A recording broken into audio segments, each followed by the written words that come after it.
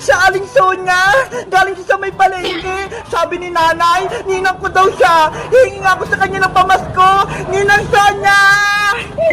Princess, tamang-tama, dumating ka, tulungan mo ako magbuhat. Hala, Aling Sonia, hihingi po ako sa inyo ng pamasko, hindi magbubuhat ng bitbit nyo. Ay aba, ang tamad mo naman, Princess, gusto mo lang ng regalo? Sabi po kasi ni nanay, ninang ko daw kayo, kaya pengi po akong aginaldo, Ninang Sonia. Manang-mana ka talaga sa nanay mo si Tere, mukhang pera, o siya, buhatin mo na lang tong karton na bitbit ko. Ang laki po niyang karton, mukhang mabigat pa, yung maliit na lang po yung bubuhatin ko. Hindi ka na naawa sa akin? Gusto mo talaga magaan? O siya, buhatin mo na lang to. Mabawasan man lang yung bitbit ko. Basta, bigyan niyo ako ng pamasko, Aling Sonia. Ninang Sonia pala. Oo na, basta, dalay mo yan sa tindahan ko. Yay! May pamasko na ako! Si Princess talaga? Kailangan talaga laging may kapalit bago niya ako tulungan. Aling Sonia, tulungan ko na po kayo. Talaga, Bebang? Opo, ako na po bubuhat ng karga nyo kasi nakita ko kayo nahihirapan eh. Salamat, Bebang. Ang bait mo talaga. Akin na po yung malaking karton. Dalayin ko na po sa tindahan nyo. Hala, sobrang bigat talaga. Dahan-dahan ka lang, Bebang. Sobrang bigat niyan. Apa. Yes, wala na akong bubuhatin. Ay, si Bebang, tinulungan niya rin si Aling Sonia para makingi siya ng pamasko. Nandun na sila sa tindahan ko. Ang sipag talaga ng dalawa. At ito na po, Aling Sonia, nabuhat ko na po yung karton nyo dito sa may tindahan. Thank you, Bebang. Ako din po, Ninang Sonia, nabuhat ko na po yung karton kanina pa. Salamat din sa'yo, Princess. Tinulungan mo ko. Ninang Sonia, bigyan niyo na po ako ng pamasko. Tinulungan ko po kayo eh. Sige, tamang-tama. May binili kong ampaw para sa inyo. Eto ho. Wow! Ampaw! Ang dami! Ang galing! May maliliit at malalaking ampaw sa Aling Sonia. Bibigyan ako ng ampaw ni Ninang Sonia, Bebang. Ikaw, hindi, kasi hindi mo siya ninang. Anong hindi, Princess? Ninang ko kaya din sa Aling Sonia, sabi ni nanay. Nakikininang ka lang eh, wala ka naman kasi talagang ninang. Ops, wag na kayong magtalong dalawa. Parehas ko kayong inaanak, kaya bibigyan ko kayong dalawa ng pamasko. Bebang, Princess, anong gusto nyong ampaw? Malaki o maliit na ampaw? Ninang Sonia, akin po yung malaking ampaw. Ako na po yung unang mamimili. Kuha ka na, Princess. Etong malaking ampaw, panigurado, malaking laman nito. O Bebang, ikaw naman yung mamili. Yung maliit na ampaw na lang po sa akin, Aling Sonia. Ang liit ang ampaw ni Bebang, panigurado, maliit din yung laman yan. Princess, Bebang, buksan nyo na yung pamasko ko sa inyo. Excited na ako, magkano kayong laman nito? Hala, 20 lang yung laman, luma pa. Ano ba yan? Wala na. Ang malas ni Princess, 20 lang yung nabunot. Etong sa akin kaya, magkano? Wow! Grabe! 1,000 yung laman! Salamat po, Ninang Sonia! Merry Christmas pa! Walang anuman, Bebang! Merry Christmas din sa'yo! Aling Sonia! Madaya naman po kayo eh! Sa akin 20 lang! Huwag ka na magreklamo, Princess! Diba? Maliit lang na karton yung binuhat mo, kaya maliit din na regalong mo kuha mo! Ikaw kasi, Princess eh! Namimili ka ng malaking ampaw! Yun pala maliit yung laman! Bebang! Akin tayo sa pera mo! Akin tayo sa 1,000! Si Princess! 20 lang yung pamasko! Sa akin, 1,000! Ayoko pa Manong Tanod! Huwag nang makulit! Sumama ka sa akin! Manong Tanod! Ulayin niyo na po si Princess! Sa barangay na po siya magpaliwanag! Bebang! Huwag mo ko ipabarangay! Maawa ka sa akin! Magbabayad ka na sa kasalanan mo, Princess! Yan yung nararapat sa'yo! Toot! Aling Tiri, si Princess po, hinuli ng barangay tanod. Ano? Bakit? Ano kasalanan ng anak ko, Boyong? Si Bebang po, nagsumbong sa barangay tanod, kaya ayun, dinala si Princess sa barangay. Si Bebang na naman? Lagi na lang inaaway yung anak ko si Princess. Malalago talaga sa akin yung Bebang na yan. Bebang! Bebang! Lumabas ka ng bahay nyo! Naku, si Aling Tiri yun na. Mukhang galit na naman. Bebang! Magpakita ka sa akin! Bilis! Ano po yun, Aling Tiri? Bakit po kayo sumisigaw? Anong nabalitaan kung ginawa mo sa anak kong si Princess? Ha? Ano po bang nangyari kay Princess? Ang sabi sa akin ni Boyong, pinabarangay mo daw siya? Totoo ba yan, ha? Opo, kinuha po siya ng barangay tanod kanina. Ang bata-bata pa ng anak ko, pinabarangay mo na? Anong karapatan mo? Kasi po, may kasalanan sa akin si Princess Aling Tiri eh. Madami na.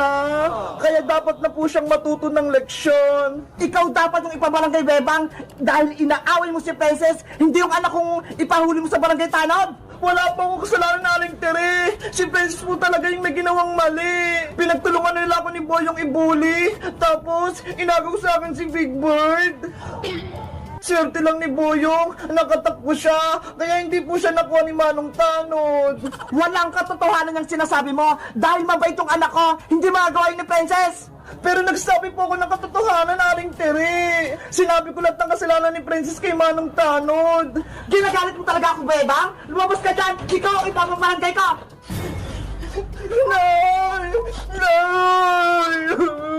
Princess! Anak! Nay! Hinuli po ako ng barangay tanod! Kawawa ka naman, Princess! May ginawa pa silang masama sa'yo? Wala naman po! Pero sabi ni barangay tanod, kailangan ko daw humingi ng sorry kay Bebang. Kung hindi, ulihin daw pulit nila ako! Ano ba kasi ginawa mo kay Bebang? Ha? Madami po ang kasalanan kay Bebang, Nay. Mga kalukuhan, tsaka prank. Kaya sinumbong niya ako kay Barangay Tanod. Anak, huwag kang gumawa ng kalukuhan sa kapwa mo. Dahil masama yun. Opo, hindi na po maulit, Nay. O siya, kausapin mo si Bebang para mag-ayos na kayo.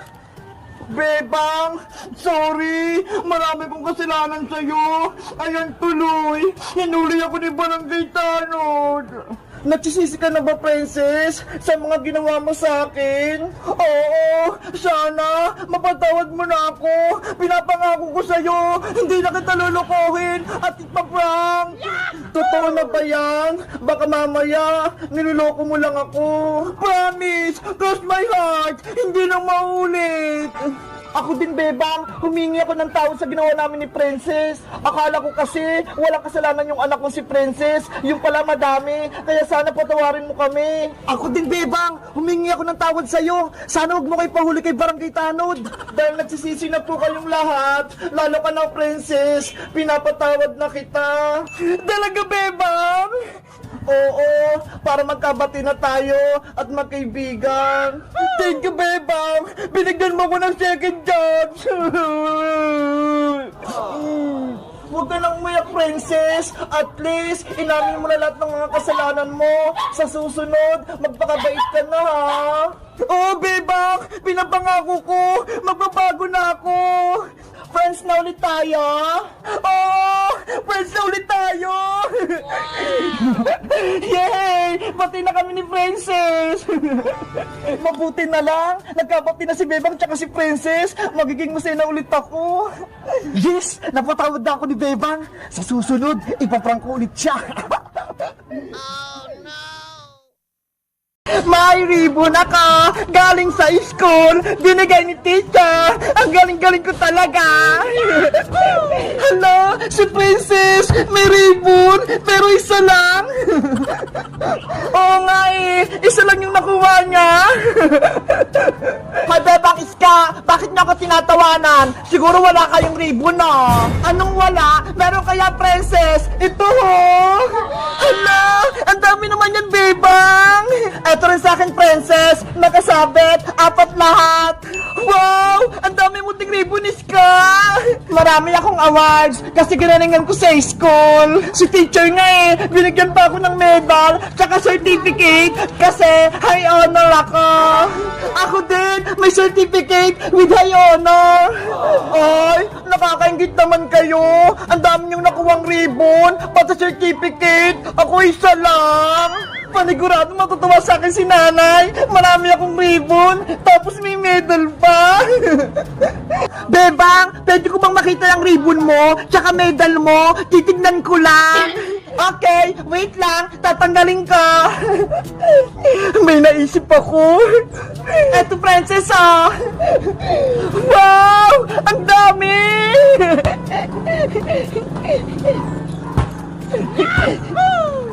Bagay na bagay sa akin. Mukha akong matalino. Maraming award sa school. Kung ginalingan mo sana yung pag-aaral, Princess, marami ka ding ribbon. Hindi nang hihiram ka lang kay Bebang. Bebang, hiramin ko muna itong mga ribbon mo, ha. Ipapakita ko lang to kay nanay. Hoy, Princess, huwag mong kunin yan. Ibabalik ko rin sa ito, Bebang. Naku, ano kayang gagawin ng Princess sa mga ribbon mo, Bebang? Ewan ko. Tara, sundan natin si Princess Iska. Princess! A few moments later. Nay! Nay! Ay, si Princess ko! Pauwi na! Galing sa recognition day sa school! Nay! Nay! Tignan niyo po! Marami ko nakuha ribbon sa school! Wow! Ang dami naman yan, Princess! Siyempre po, nag-aral akong mabuti eh! Ang galing talaga ng anak ko! Manang-mana sa akin! Sobrang matalino! Si Bebang po, Nay! Walang nakuhang award sa school! Pati sa iska! Ako lang may nakuhang medal tsaka ribbon! Pati itong certificate! Grabe! Totoo ba yan, Princess? Natalo mo si Bebang pati sa iska? Opo! Ako yung pinakamagaling sa school namin!